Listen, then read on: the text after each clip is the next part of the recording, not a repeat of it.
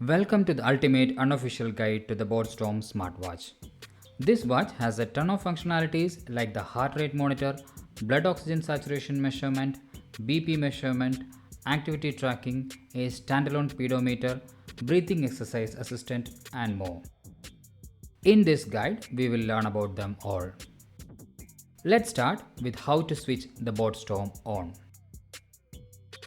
This key here is the multifunction key.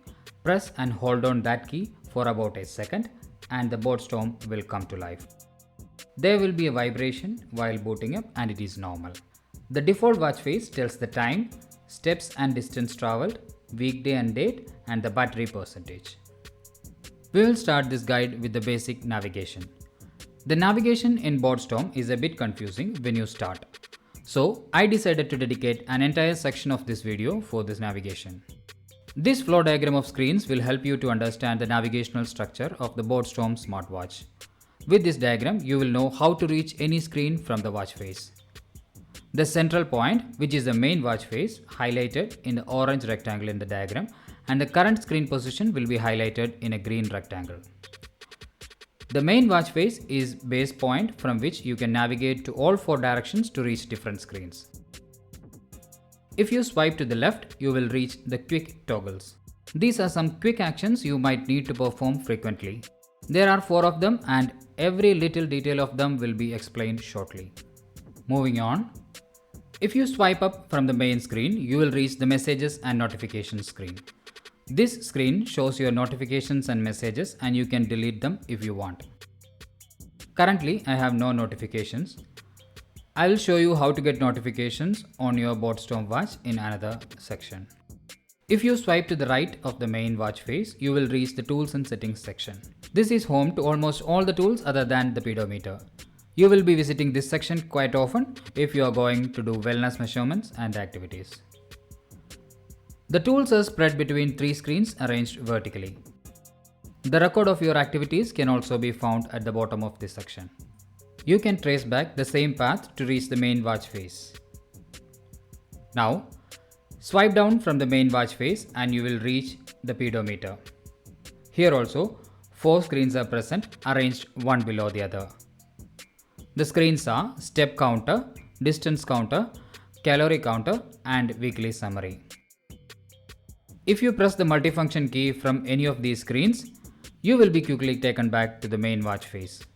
You can use this to quickly reach the main watch face from any screen described in the above sections. So this is the basic navigation. If you want to refer to the diagram later, you can find it in my website.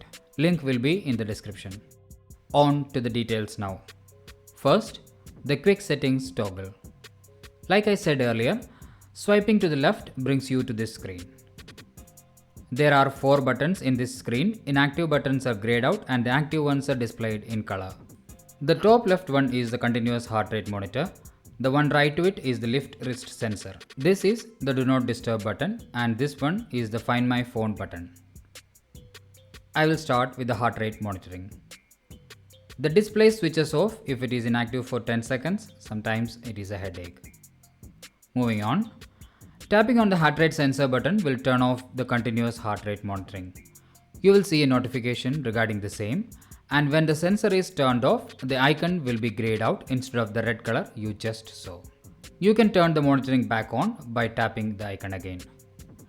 The data of the continuous heart rate monitoring is saved elsewhere in the tools section. Let me take you there to show the results. Hourly maximum and minimum heart rate is shown as bar chart and the daily minimum and maximum is shown as numbers. In my chart, the maximum heart rate I had was 116 and the minimum was 54 today. My resting heart rate is shown as 62, but I don't know how they arrived at this number. The next one is the lift wrist sensor. Basically, it detects the lifting of wrist and switches the screen on. When the sensor is turned off, the icon is gray in color and when you switch it on, it will be yellow in color. Both will be assisted by a notification as you see here. The half moon icon toggles the do not disturb feature. It essentially turns off all the notifications and alarms. If the feature is enabled, a small icon will also be displayed near the Bluetooth icon at the top. And the last one is the Find My Phone button. This feature requires a pairing with the Boat Pro Gear app. As this watch is not currently paired with a smartphone, pressing on the button will only say function off. The blinking Bluetooth icon at the top signifies the non-paired status of the watch. The icon will stop blinking and stay on if it is paired and is within 10 meters of the phone. Now, I will show you how to activate the Find My Phone feature. The BoatStorm is now paired with the phone through the ProGear app, but Find My Phone feature is not enabled as indicated by the function off message. If you want help pairing the two, watch the video in the description on pairing the BoatStorm smartwatch. To enable the feature, go to the Devices section of the ProGear app using the bottom navigation bar and select More. Here, you will find a toggle to turn the Find My Phone feature on. Once you turn this on, tapping on the Find My Phone icon will start ringing the phone and the icon will turn green. Note that the phone needs its Bluetooth to be enabled and within 10 meters of the watch for this to work.